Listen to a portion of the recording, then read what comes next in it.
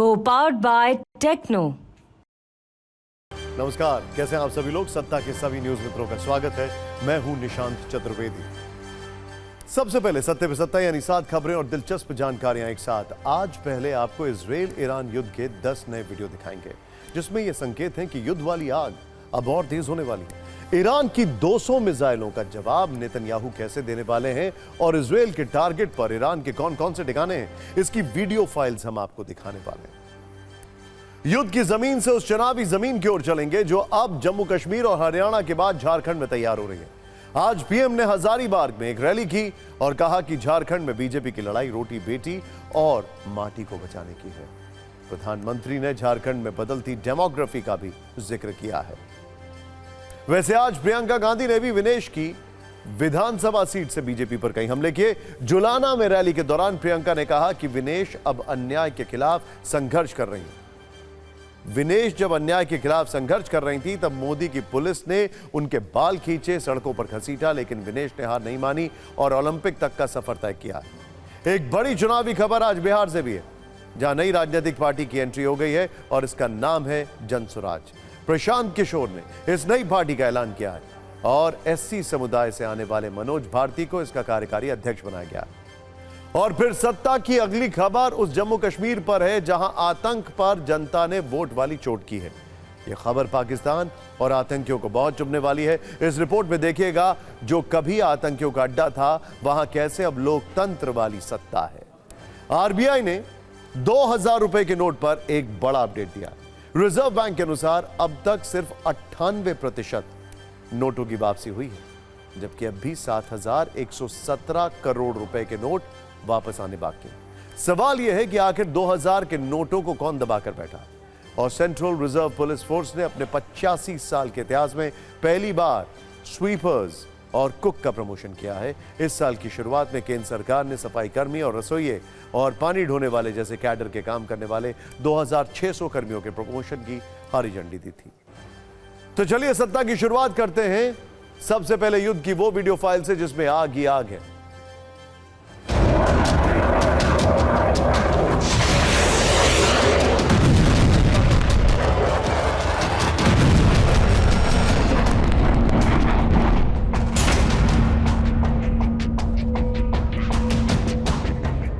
इतिहास गवाह है, कुरुक्षेत्र से लेकर यूक्रेन तक जहां संवाद खत्म होता है वहीं से युद्ध की शुरुआत होती है। और ईरान और इजराइल भी अब उस स्टेज पर पहुंच चुके हैं जहां संवाद नहीं बल्कि मिसाइल और ड्रोन से जवाब दिए जा रहे हैं। जब संवाद टेबल पर नहीं हो पाता है, जब बातचीत के सारे रास्ते बंद हो जाते हैं, तब एक ही रास्ता बचता है, वो है हथियारों की भाषा में जवाब, जो पिछले कुछ घंटों से इजराइल और ईरान के बीच चल रहा है। ये तस्वीरें ईरानी अटैक की गवाह हैं। हिजबुल्लाह चीफ को खत्म करने के बाद इजराइल की सेना लेबनान में बड़ा ग्राउंड ऑपरेशन कर रही थी।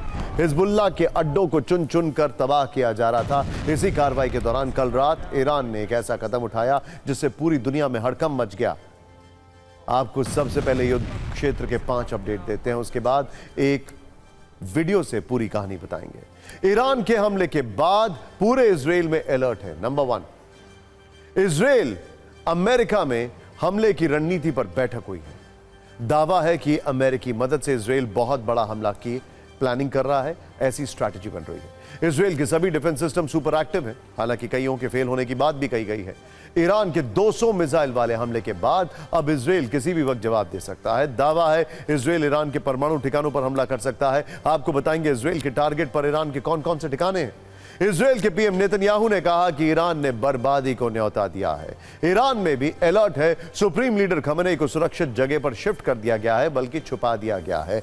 इजराइल और ईरान के बीच रिश्ते बहुत पहले से खराब हैं।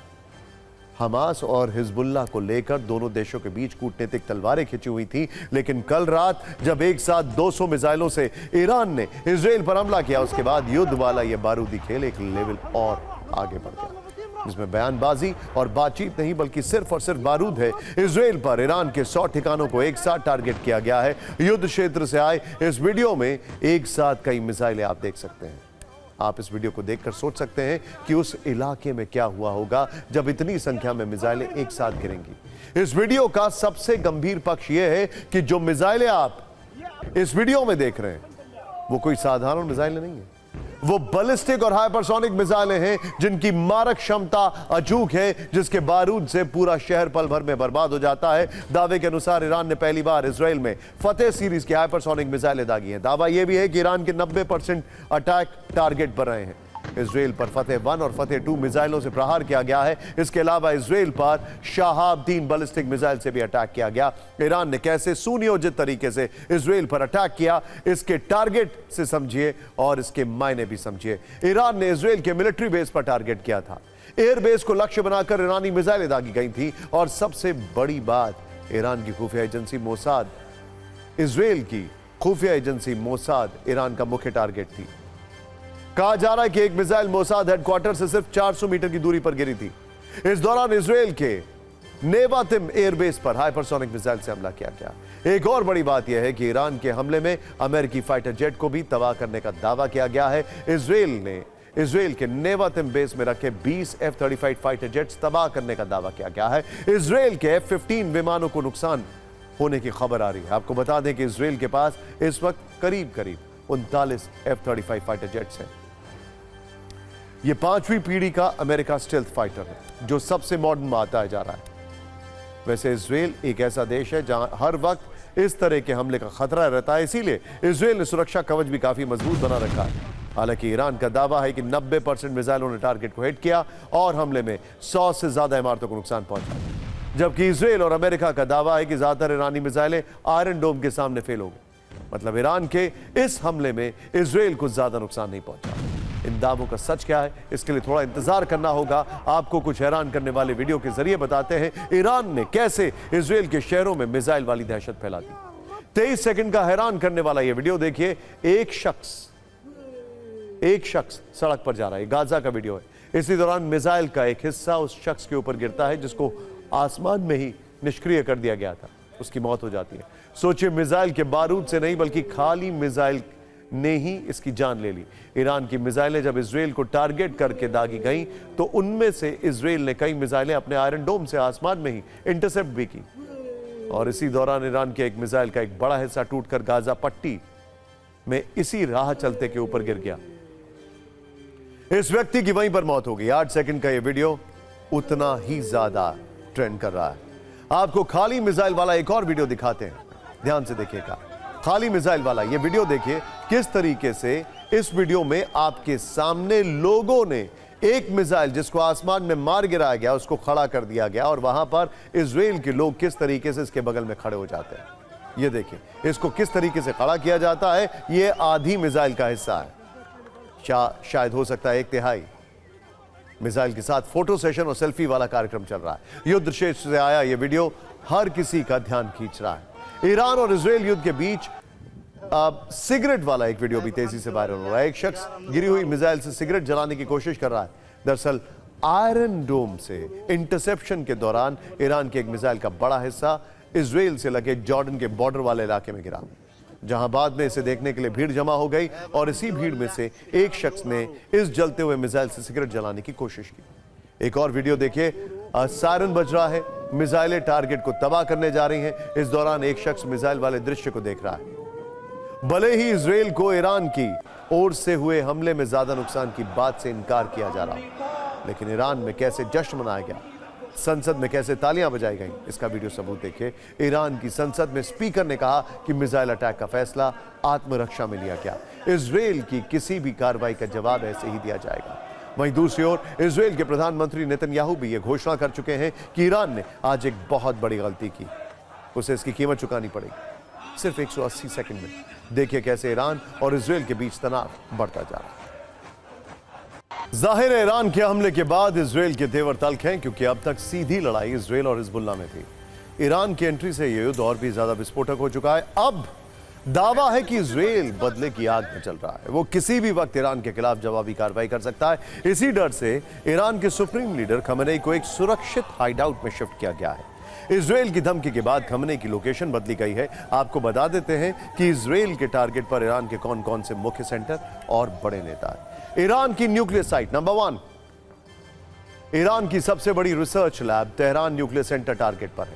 ईरान के 6 न्यूक्लियर पावर प्लांट, बुशहर एटमी power plant, Isfahan nuclear power plant, Qom thermal power, ओफोज प्लांट, शाहद thermal power, Zagros thermal power plant. Iran के ऑयल फील्ड भी इजराइल के टारगेट पर हैं। इनके अलावा ईरान के तेल ले जाने वाले जहाज, ईरान के बड़े नेता खमेनेई, प्रेसिडेंट या आईआरजीसी चीफ भी।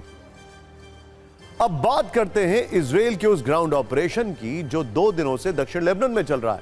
आईडीएफ ने लेबनान में करीब 25 गांव के लोगों से तुरंत इलाका खाली करने को कहा। इजरायली सेना ने कहा कि हिजबुल्लाह के सारे ठिकानों को तबाह किया जाएगा। आप देखिए आज दूसरे दिन लेबनान में इजराइल के ग्राउंड ऑपरेशन के दौरान क्या कुछ हुआ।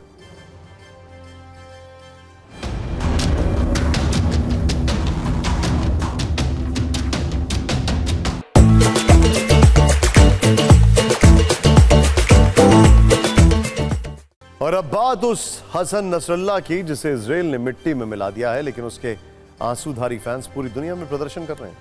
ऐसे बहुत सारे नसरल्लाह प्रेमी भारत में भी हैं। हमने आपको दिखाया भी था कि कैसे लखनऊ से जम्मू कश्मीर तक सैकड़ों की संख्या में फैन सड़कों पर आ गए और शोक जता रहे हैं। लेकिन आज हम आपको यह दिखाने वाले हैं कि नसरल्लाह के इन आंसूधारी फैंस का प्रदर्शन तो क्रांतिकारी है, लेकिन इनकी जीरो जानकारी है। बहुत से ऐसे लोग हैं जो नारेबाजी कर रहे हैं, लेकिन उन्हें इस मुद्दे के बारे में सही जानकारी नहीं है। इन्हें जो बता दिया गया वही बोल रहे हैं। ऐसे फैंस को टीवी 9 भारतवर्ष ने अपने कैमरे में रिकॉर्ड किया जब ये लखनऊ में नसरल्लाह के लिए आंसू बहा रहे थे। तब इन नसरल्लाह प्रेमियों से हमारे संवाददाता ने पूछा कि लेबनान में कौन मारा गया है, तो प्रदर्शनकारियों ने जवाब दिया, इजराइल के हमले में हिजबुल्लाह शहीद हो गया। रिपोर्टर ने कई प्रदर्शनकारियों से सवाल किया, हसन नसरल्लाह कौन था? तो किसी ने कहा नसरल्लाह शिया कमांडर था, तो किसी ने उसे शिया मौलवी बताया, जबकि सच यह है कि नसरल्लाह हिजबुल्लाह का चीफ था। रिपोर्टर ने पूछा कि नसरल्लाह किस संगठन का नेता था, तो इसका जवाब भी बहुत सारे प्रदर्शनकारियों के पास नहीं था। यानी जो लोग सड़कों पर नसरल्लाह के लिए प्रदर्शन कर रहे हैं, उन्हें नसरल्लाह के बारे में कुछ अता पता नहीं। इसके अलावा हमारे संवाददाता ने कई लोगों से यह भी पूछा कि नसरल्लाह कहां मारा गया, तो जवाब मिला, इजराइल ने नसरल्लाह को ईरान में मारा। जबकि सच यह है कि आईडीएफ ने नसरल्लाह को बेरूत में हिजबुल्लाह के कमांड सेंटर में, वो भी जमीन के नीचे मारा है। हैरानी की बात यह है कि नसरल्लाह को मारे जाने के विरोध में जो प्रदर्शन हुए, उनमें छोटे छोटे बच्चों को भी लगाया गया, उनसे नारे लगवाए जा रहे हैं। जबकि बच्चों का मन तो मूल रूप से कोमल होता है, उन्हें ऐसे जटिल विषयों पर राय बनाने की समझ नहीं होती। जाहिर है किसी ने बच्चों को अपने एजेंडे के तहत इस भीड़ में पुश किया। हम आपको नसरल्लाह के अज्ञानी फैंस पर एक रिपोर्टर ही दिखाते हैं।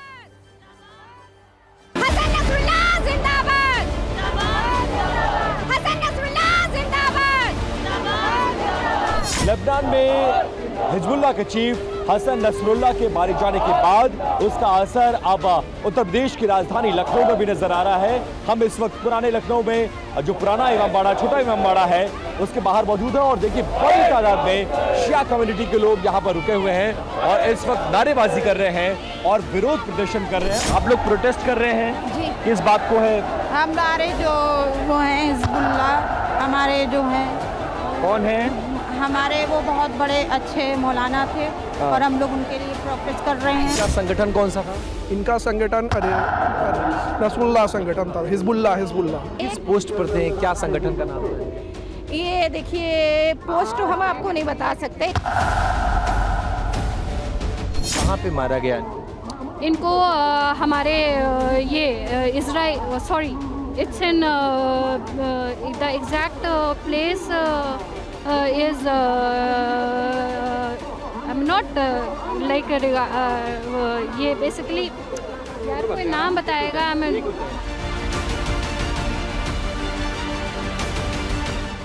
आप नारे भी लगा रहे थे? अमेरिका इजराइल मुर्दाबाद, हमेशा मुर्दाबाद रहे। क्यों मुर्दाबाद? खराब है वो लोग।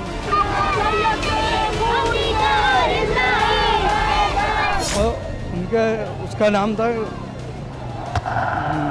हिजबुल्लाह, नाम था उनका सैयद हसन नसरुल्लाह नाम था और उनका संगठन का नाम था। कहाँ पे मारा गया? वहीं उनके घर जहाँ रहते थे, वहाँ पे रहते थे? वहाँ ईरान में रहते थे, लेबनान में रहते थे। हसन नसरुल्लाह जिंदाबाद। बात को लेकर प्रोटेस्ट चल रहा है। हिजबुल्लाह को शहीद किया गया उसकी वजह से। इसको शहीद किया गया? हिजबुल्लाह को। कौन थे? कौन थे नसरुल्लाह साहब? हम लोग के कमांडर्स के हेड थे वो।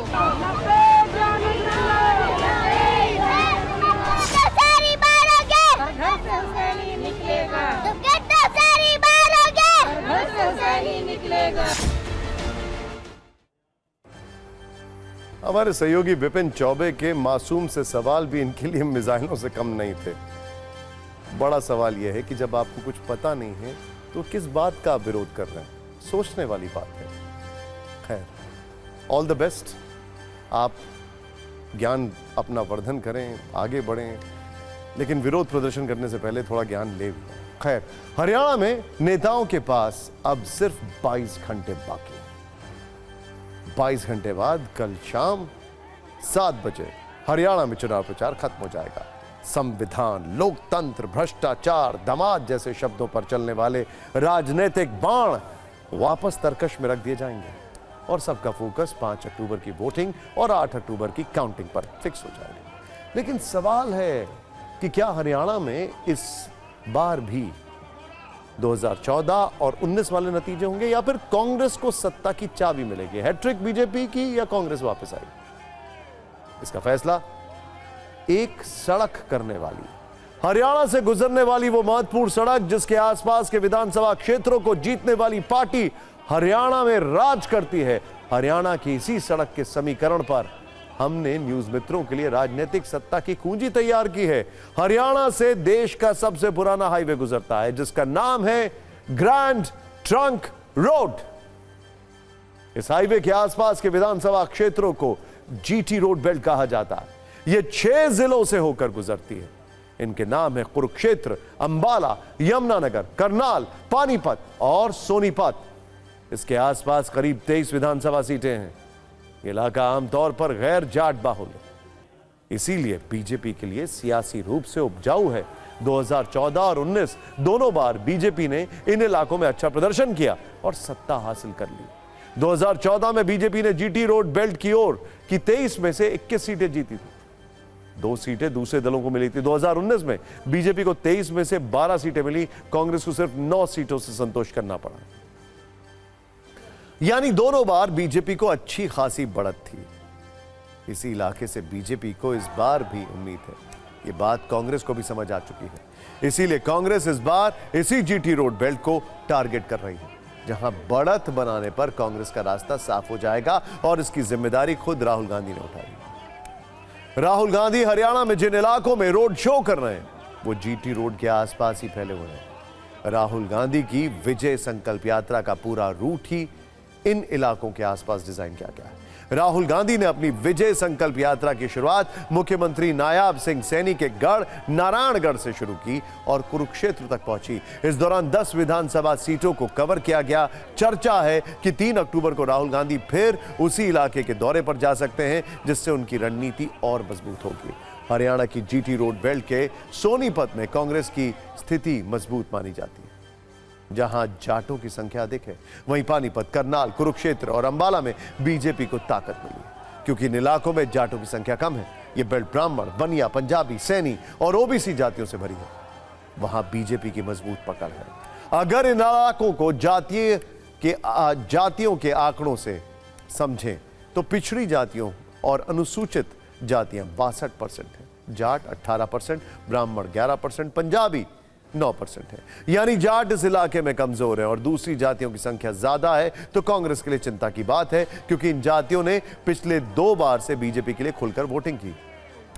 जीटी रोड बेल्ट की तरह अहिरवाल क्षेत्र से भी बीजेपी को बड़ी उम्मीदें हैं। इस क्षेत्र में गुरुग्राम, रेवाड़ी, महेंद्रगढ़ और भिवानी शामिल है, जहां यादव और ब्राह्मणों की अच्छी खासी संख्या है। इस बेल्ट में कुल 11 सीटें आती हैं। 2014 में बीजेपी ने अहिरवाल की सभी 11 सीटें जीती थी और 2019 में 11 में से 8 सीटें पार्टी के खाते में आई। कांग्रेस में जाटों का झुकाव बढ़ रहा है, लेकिन ध्रुवीकरण की स्थिति में दूसरी जातियां बीजेपी की तरफ जा सकती हैं और इससे बीजेपी को इस इलाके में फायदा हो सकता है। शायद इसीलिए कल प्रधानमंत्री मोदी अहिरवाल क्षेत्र में रैलियां करते हैं, जबकि राहुल गांधी जीटी बेल्ट वाले इलाके में चुनावी भाषण से ज्यादा लोगों से डायरेक्ट कनेक्ट वाली रणनीति पर काम कर रहे हैं। तो उनकी विजय संकल्प यात्रा में यही दिख रहा है। अपनी चुनावी यात्रा के रूट में राहुल गांधी कभी किसी ढाबे की दुकान पर तो किसी कार्यकर्ता के घर पर पहुंच रहे। ऐसे ही वो बहादुरगढ़ में सीधे पकौड़ा चौक पहुंचे, जहां पगड़ी पहनकर उनका स्वागत हुआ। इसी दौरान एक समर्थक ने राहुल गांधी को पकौड़े दिए। उन्होंने पकौड़ा खाया और उसकी तारीफ की।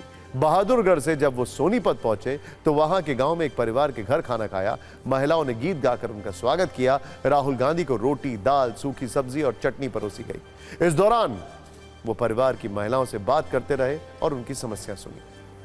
मदीना गांव के किसानों ने राहुल गांधी को धान का वो पौधा भी गिफ्ट किया जिसे उन्होंने खेतों में रोपा था और ट्रैक्टर चलाया। दरअसल पहले वो इसी मदीना गांव में धान की रोपाई करने पहुंचे थे और किसानों के साथ खेत में खाना खाया था।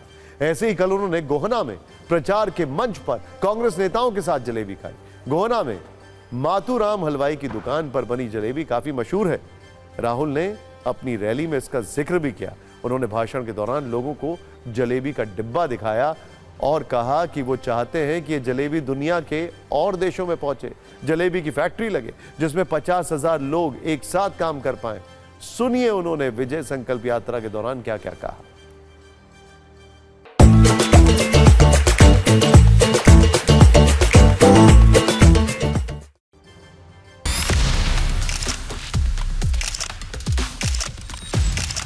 जैसे ही मैंने आज ये गाड़ी में जलेबी चखी, मैंने अपने बहन को सीधा मैसेज भेजा, आज मैंने अपनी लाइफ में सबसे अच्छी जलेबी खाई है। कि ये जो आपकी जलेबी है पूरे हिंदुस्तान में जानी चाहिए। और उसके बाद बाकी देशों में, अमेरिका में, जापान में अलग अलग रूप लेते हुए इसको दूसरे देशों में जाना चाहिए। मान लो इनकी दुकान में आज 100 लोग काम करते हैं, तो अगर इनकी जलेबी बाकी हिंदुस्तान में जाएगी, बाकी दुनिया में जाएगी, तो शायद उनकी फैक्ट्री में एक दिन 10,000, 20,000, 30,000, 50,000 लोग काम कर सके। अब देखना यह है कि जनता का जो मूड है वो जलेबी की तरह है या एकदम स्ट्रेट है। उनको पता है किसे वोट देना है या फिर वो अभी भी जलेबी की तरह। खैर, हालांकि राहुल गांधी के विजय संकल्प यात्रा में आज एक दिन का विराम है। कल वो फिर इसकी शुरुआत करेंगे। लेकिन प्रियंका गांधी ने आज रेसलर विनेश फोगाट की विधानसभा क्षेत्र जुलाना में चुनाव प्रचार किया। यहां उन्होंने कहा कि उनके भाई के साथ अन्याय हुआ, इसीलिए वो लड़ने की हिम्मत दिखा रहे हैं। बीजेपी की तरफ राजनाथ सिंह ने हरियाणा में कई रैलियां की हैं और दावा किया कि अग्निवीर योजना सेना की सहमति से तैयार की गई थी।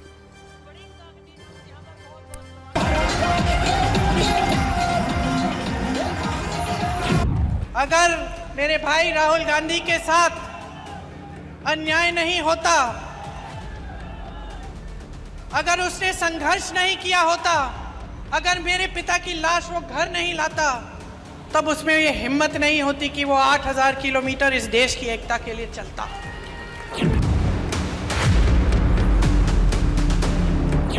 अगर विनेश के साथ अन्याय नहीं होता, तब शायद उसमें इतनी हिम्मत नहीं होती जितनी आज है। आपके साथ भी अन्याय हो रहा है, हिम्मत बनाओ, लड़ो, बदलो इस सरकार को, हटा दो इस भाजपा को। शेरों की पार्टी है, ये किसी से नहीं डरती है। और हमारे जो कार्यकर्ता हैं, शेर हैं, टाइगर हैं। ये आरएसएस वाले लोग बहुत लंबी लंबी बातें करते हैं, इनके कार्यकर्ताओं में दम नहीं है, इनके कार्यकर्ताओं में दम नहीं है। कांग्रेस पार्टी के सामने ये नहीं खड़े हो सकते, भाग जाते हैं। कांग्रेस के दोस्तों, बहुत हिंदुस्तान की जनता को आपने छल लिया। अब यह सिलसिला बंद होना चाहिए। राजनीति यदि करनी है तो जनता की आंखों में धूल झोंक कर राजनीति मत करो। हिम्मत है, कलेजा है तो जनता की आंखों में आंख डाल के राजनीति करो। लेकिन इनके अंदर वह कुव्वत नहीं है। और सत्ता में अब बात उस जम्मू कश्मीर की जहां कभी मतदान दिवस का मतलब था पथराव, आंसू गैस के गोले और सिविल कर्फ्यू, जहां बहुत सारे पोलिंग बूथ वोटिंग वाले दिन सूखे रहते थे, जबकि बाकी पर गिनी चुनी संख्या में लोग जो थे वो वोट डालने जाते थे। बॉयकॉट की कॉल्स लगती थी कि बॉयकॉट करो, कोई वोटिंग नहीं करेगा। इंटरनल कर्फ्यू के ऑर्डर्स लग जाते थे। इंटरनल मतलब एक कोई ऑर्डर देता था और लोग नहीं आते थे। लेकिन अब यहां से जो आंकड़े आए हैं, जो तस्वीरें आई हैं, वो ये बता रही हैं कि कभी आतंक के सताए जम्मू कश्मीर में अब लोकतंत्र और जनता की सत्ता है। खासकर आतंकियों के गढ़ में जैसे मतदान हुआ, वो ये साबित करता है कि अब यहां लोग बुलेट से नहीं डरते, बल्कि बैलेट पर उनका भरोसा और मजबूत हुआ है। इसका एक सबूत सोपोर से आया, जिसे कश्मीर का छोटा लंदन कहा जाता है, जिसका संबंध कश्मीर बनेगा पाकिस्तान का नारा देने वाले सैयद अली शाह गिलानी, आतंकी अफजल गुरु समेत कई अलगाववादियों से है। इस बार भी सोपोर से आतंकी अफजल गुरु के भाई एजाज गुरु चुनावी मैदान में थे। उसी सोपोर ने कल वोटिंग के मामले में पिछले 32 वर्षों का रिकॉर्ड तोड़ दिया, और इस लिस्ट में आतंक के कई अड्डे रहे वो जिले भी शामिल हैं जहां जनता ने अपनी वोट वाली सत्ता को साबित किया है। जैसे सोपोर में वर्ष 2002 में सिर्फ 8% मतदान हुआ था। गिलानी, आपको याद होगा, जिसका भी हमने नाम लिया, वहां से वो कॉल लिया करते थे कि अब कोई वोट नहीं करेगा। लेकिन अब देखिए जरा, ये वो दौर था जब जम्मू कश्मीर में आतंकियों और अलगाववादियों की सत्ता थी, राजनीतिक सत्ता पर यह भारी पड़ती थी। इसके बाद वर्ष 2014 में जो विधानसभा चुनाव हुए, उसमें सोपोर में 30% से थोड़ा ज्यादा मतदान हुआ। लेकिन जब एक दशक बाद यहां लोगों ने वोट देने का उनको मौका मिला, तो यह आंकड़ा 45% को पार कर गया। और हमें यकीन है कि आज यह आंकड़ा देखकर आतंकियों की और पाकिस्तान की बेचैनी और ज्यादा बढ़ जाएगी। ऐसे ही जम्मू कश्मीर का बारामूला, याद होगा आपका, बारामूला एक बहुत ही जहां कहा जाए बहुत ही हॉट इलाका है, जहां पर हमेशा टेररिज्म की कई खबरें आई हैं। उन जिलों में शामिल है जो आतंकवाद और अलगाववाद में सबसे ज्यादा पीड़ित रहा। लेकिन यहां भी इस बार करीब 10% से ज्यादा मतदान हुआ। वर्ष 2014 में बारामूला में 39%, लगभग 40% वोटिंग हुई थी। लेकिन इस बार बारामूला में 50% से थोड़ा सा कम वोट पड़ा है। यानी इस बार जनता ने अपने वोट से आतंक की सत्ता पर चोट की है, और यह जम्मू कश्मीर के साथ साथ पूरे देश के लिए एक शुभ समाचार है।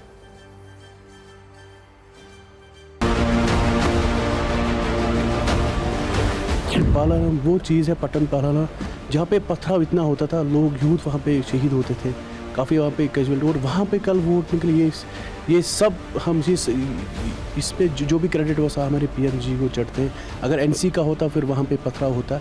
ये सब बीजेपी यहाँ पे जो लोग यहाँ पे जो यहाँ पे सब निकल रहे हैं यहाँ पे वोट डालने के लिए, और ये सब बीजेपी को, और यहाँ पे बीजेपी सरकार आएगी। ये एक संदेश जा रहा है आज 30-35 साल के बाद जम्मू कश्मीर अमन और शांति में आगे बढ़ रहा है। हम लोगों का शुक्रिया करते हैं। ये अगर श्रेय जाता है ये हमारे प्राइम मिनिस्टर नरेंद्र मोदी साहब ने, जो डेमोक्रेसी को ग्राउंड जीरो पे लाया है। हमेशा इलेक्शनों को मातम के तौर पे देखा गया था जब कांग्रेस या नेशनल कॉन्फ्रेंस या हुकूमतें चलाते थे। आपने देखा पुलिस से लेकर एडमिनिस्ट्रेशन तक बड़ा पीसफुल फेयर इलेक्शन हुआ। ऐसी बात है, जो पुरानी सरकारें थी, जो नेशनल कॉन्फ्रेंस पीडीपी का एक बड़ा इशू था कि उन्होंने लोगों को दूर किया था, लोग पोलिंग में पार्टिसिपेट नहीं कर रहे थे। और जो मौजूदा सरकार है, इन्होंने गले लगाने की कोशिश की, और जिससे आपने देखा कि पूरे जम्मू एंड कश्मीर में जो वोटों की जो एक बहुत परसेंटेज बढ़ी। तो इसी में मुबारकबाद देना चाहता हूँ डेमोक्रेसी की। मैं ज़्यादा खुश कि उन्हें लोकतंत्र पसंद है, और हूटर ने ऐलान कर दिया है कि उसे ब्रेक पसंद है। वक्त एक ब्रेक का। हमारी रील्स को खूब शेयर करिए। नमस्कार। Co-powered by Techno.